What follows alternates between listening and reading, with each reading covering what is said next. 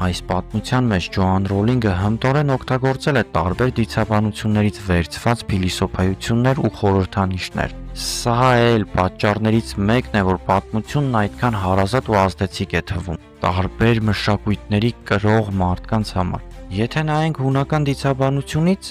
հերոսի ճանապարհը Հարիի ուղին նման է Հերակլեսի անցած ուղուն։ Նա անցնում է փորձությունների շարք, հաղթում է հրեշներին եւ վերադառնում փոխված։ Երեք գլխանի շունը հիշեցնում է Հադեսի պահապան Շանը Կերբերոսին։ Հոգվրտսի տների կենդանիները Այռուց, Օձ, Արծիվ, Խոզուկ գալիս են հին առասպելներից։ Օձը եգիպտական ու բիբլիական, Արծիվը հունական եւ սկանդինավյան, իսկ խոզուկը կելտական եւ գերմանական։ Սկանդինավյան դիցաբանությունում կար մի հետաքրքիր գաղափար, որն ասում էր Ասգարդի ու Միդգարդի բաժանումը։ Այնտեղ աշխարհը բաժանված էր տարբեր թագավորությունների։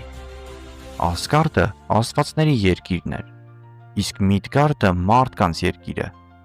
Կախարդների եւ մագլերի աշխարհների բաժանումը շատ նման է այս թեմային։